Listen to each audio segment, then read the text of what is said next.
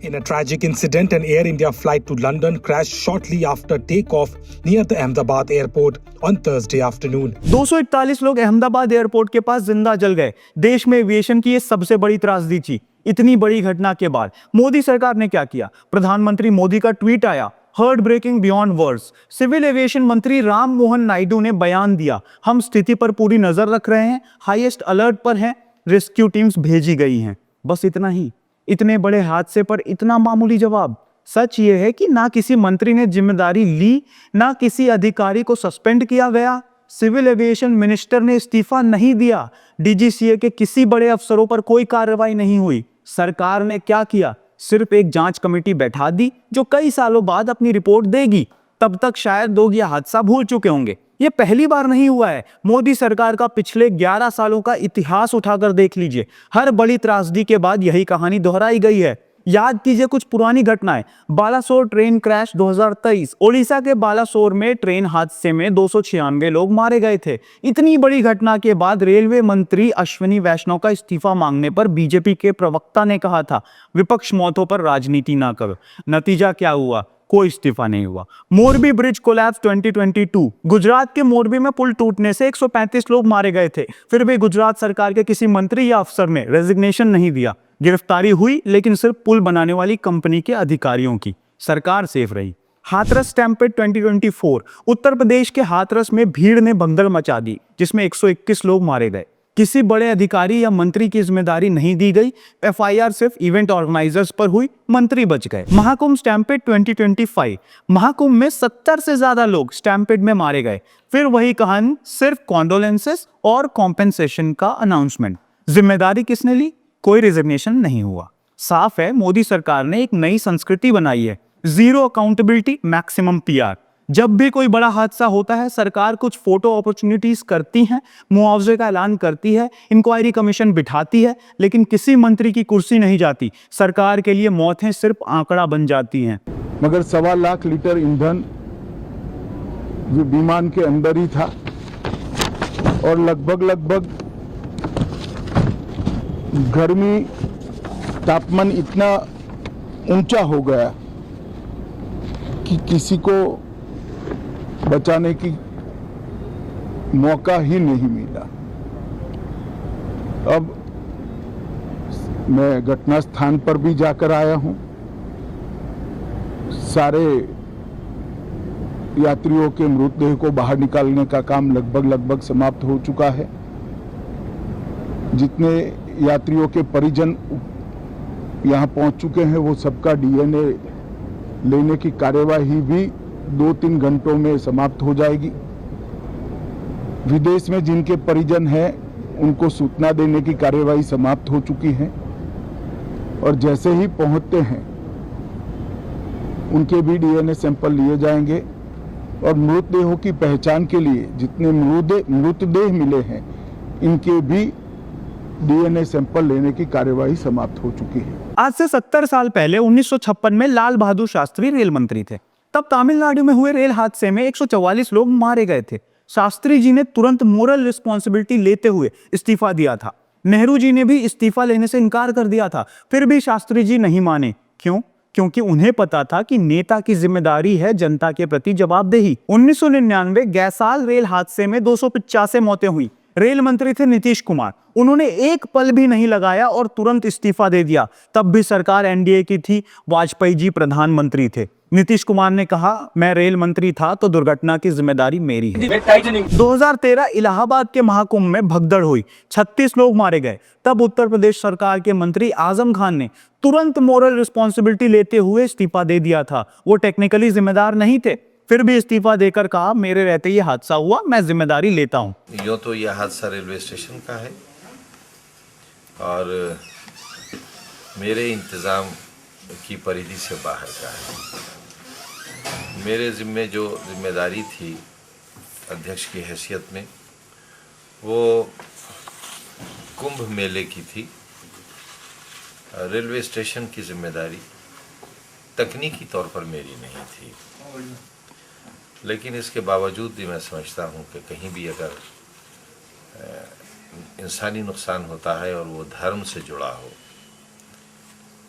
तो वो आम मौत से ज़्यादा दुखद। लेकिन आज मोदी सरकार में क्या ये संभव है?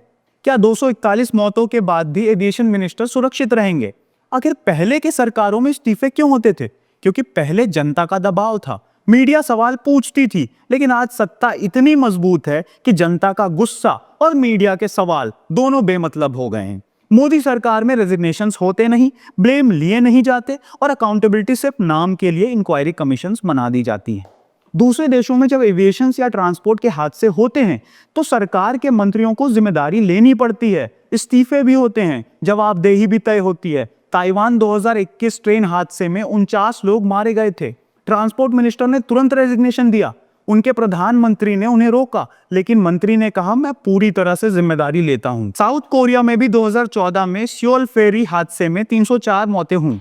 प्राइम मिनिस्टर चुंग होंग वोन ने मॉरल रिस्पॉन्सिबिलिटी लेते हुए इस्तीफा दे दिया, कहा मेरे रहते इतनी बड़ी त्रासदी हुई, मैं पद पर रहने लायक नहीं हूं। जापान में भी 2005 में एक ट्रेन क्रैश हुआ जिसमें 107 मौतें हुई। रेलवे कंपनी के प्रमुख ने तुरंत इस्तीफा दिया। जापान में ट्रांसपोर्ट हादसों के बाद मंत्रियों का इस्तीफा देना या सैलरी कट करना आम बात है। ये सिर्फ औपचारिकता नहीं, लोकतंत्र की जवाबदेही है। इन देशों में रेजिग्नेशन का मतलब है जनता के प्रति सम्मान और जिम्मेदारी। लेकिन भारत में एविएशन के इतिहास का सबसे बड़ा हादसा होने के बावजूद एविएशन मंत्री का इस्तीफा तो दूर, कोई अफसर भी अब तक सस्पेंड नहीं हुए। क्या भारत के नागरिकों की जान की कीमत नहीं है? क्या 241 लोगों की मौत मामूली है कि एविएशन मिनिस्टर कुर्सी पर बैठे रहें और देश सिर्फ जांच का इंतजार करे? और यही सवाल आज देश पूछ रहा है। अगर एविएशन की हर कामयाबी का क्रेडिट मोदी सरकार लेती है तो जब एविएशन के फेलियर में 241 लोगों की मौत होती है तो जिम्मेदारी भी तो उन्हीं की होनी चाहिए ना। आखिर इस हादसे की जिम्मेदारी कौन लेगा? बोइंग 787 ड्रीमलाइनर दुनिया का सबसे एडवांस्ड और सुरक्षित प्लेन माना जाता है, लेकिन टेक ऑफ के ठीक 30 सेकंड बाद स्थिति अचानक बिगड़ गई। विमान आसमान में ठीक से ऊपर उठाई। फ्लाइट डेटा और एयर ट्रैफिक कंट्रोल के मुताबिक विमान का लैंडिंग गियर नीचे था, जबकि टेक ऑफ के समय उसे ऊपर होना चाहिए था, और फ्लैप्स ऊपर थे जो टेक ऑफ के वक्त नीचे होने चाहिए थे। यानी पूरा फ्लाइट कॉन्फ़िगरेशन उल्टा था। इस दौरान कॉकपिट से मेडे यानी इमरजेंसी कॉल का संदेश आया, लेकिन सिर्फ 5 मिनट बाद विमान अहमदाबाद के बीजे मेडिकल कॉलेज के हॉस्टल के डाइनिंग हॉल में जा घुसा। चारों तरफ आग और धमाका। हादसा इतना भीषण था कि विमान और हॉस्टल बिल्डिंग दोनों ही कुछ सेकंड्स में ही आग के गोले में बदल गए। प्लेन में बैठे 242 यात्रियों और क्रू में से 241 लोगों की मौके पर ही मौत हो गई। मेडिकल कॉलेज के कई छात्र जो खाना खा रहे थे वो भी मारे गए। देश सदमे में था। सिर्फ एक ही इंसान बच पाया, 40 साल के विश्वास कुमार। सीट नंबर 11A पर बैठे विश्वास ने टूटी हुई खिड़की से छलांग लगाई और किस्मत से बच गए। अस्पताल में होश आने के बाद उन्होंने बताया, मैं उठा तो हर तरफ सिर्फ लाशें थी। मेरा भाई भी प्लेन में था, उसका अब तक पता नहीं चल पाया। भारत ने इससे पहले एविएशन में इतना बड़ा हादसा नहीं देखा था, लेकिन यह हादसा हुआ कैसे? क्या यह अचानक आई हुई आपदा थी या एविएशन सिस्टम की घोर लापरवाही का नतीजा? सच्चाई यह है कि हादसे से पहले भी विमान के सेफ्टी को लेकर कई बार सवाल उठे थे। इस बोइंग 787 ड्रीमलाइनर की हालत कई दिनों से खराब चल रही थी। पैसेंजर्स ने सोशल मीडिया पर वीडियो पोस्ट किए थे। विमान के अंदर एसी ठीक से नहीं चल रहा है, कॉल बटन्स काम नहीं करते। कैबिन क्रू और पैसेंजर्स दोनों ने ही मेंटेनेंस इश्यूज की शिकायत की थी। और इससे भी बड़ा खुलासा हुआ था 2023 में, जब डीजीसीए ने खुद एयर इंडिया में एक बड़ा स्कैम पकड़ा था। जांच में सामने आया था कि एयर इंडिया के सेफ्टी डिपार्टमेंट ने अपने इंटरनल सेफ्टी ऑडिट्स पूरी तरह से फर्जी तरीके से किया था। कागजों में 13 जरूरी सेफ्टी इंस्पेक्शंस का रिकॉर्ड बनाया गया, जबकि असलियत में एक भी इंस्पेक्शन नहीं हुआ था। सीसीटीवी फुटेजेस से पता चला था कि जिस इंस्पेक्टर का नाम ऑडिट में डाला गया था, उस दिन वो खुद पैसेंजर बनकर सफर कर रहा था। यानी पूरी सेफ्टी ऑडिट फर्जी थी। इतनी बड़ी लापरवाही पकड़ने के बाद भी डीजीसीए ने एयर इंडिया पर कोई सख्त कार्रवाई नहीं की। न कोई एयरक्राफ्ट ग्राउंडेड हुआ, न कोई अफसर सस्पेंड हुआ। बस एक रिपोर्ट बनी और बात वहीं खत्म हो गई, और इसका नतीजा हुआ ये हादसा। डीजीसीए और एविएशन मिनिस्ट्री, जो मोदी सरकार की एविएशन क्रांति का हिस्सा थे, पूरी तरह लापरवाह साबित हुए। सरकार हर मंच पर एविएशन की सफलता गिनवा रही थी, लेकिन बैकग्राउंड में एविएशन सुरक्षा को लेकर यह घोर नेग्लिजेंस चल रहा था। इस हादसे ने एविएशन सेफ्टी के खोखले दावों को बेनकाब कर दिया। लेकिन अभी तक एविएशन मंत्री या डीजीसीए के चीफ या फिर एयर इंडिया का मैनेजमेंट, किसी ने भी इस त्रासदी की जिम्मेदारी नहीं ली। ना कोई इस्तीफा हुआ, ना कोई सस्पेंशन हुआ, ना ही कोई जवाबदेही। आज देश का ये सवाल है, जब 241 लोगों की जान गई है तो एविएशन की ये लापरवाही मानी जाएगी या फिर ट्रैजिक एक्सीडेंट बोलकर भुला दिया जाएगा। आज देश के नागरिकों के लिए एक बड़ा सवाल है, क्या मोदी सरकार के राज में मंत्री और अफसरों की जिम्मेदारी सिर्फ उद्घाटनों तक सीमित है? क्या जनता की जान सिर्फ एक ट्वीट और इंक्वायरी के लायक है? देश ये सवाल क्यों ना पूछे, अगर हर एविएशन सफलता मोदी सरकार के नाम है तो 241 मौतों वाली एविएशन त्रासदी किसके नाम होगी? और अगर इसके बाद भी कोई इस्तीफा नहीं देता तो भारत की एविएशन सेफ्टी किस भरोसे चलेगी?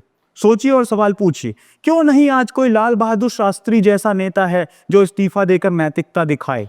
क्यों नहीं आज कोई मीडिया एंकर है जो पूछे, मिनिस्टर जी आप क्यों नहीं हटते? 241 जाने गई, आप कुछ कर नहीं सकते लेकिन आप सवाल जरूर पूछ सकते हैं। दिस वॉज नो नॉनसेंस, मुद्दे की बात बिना बकवास।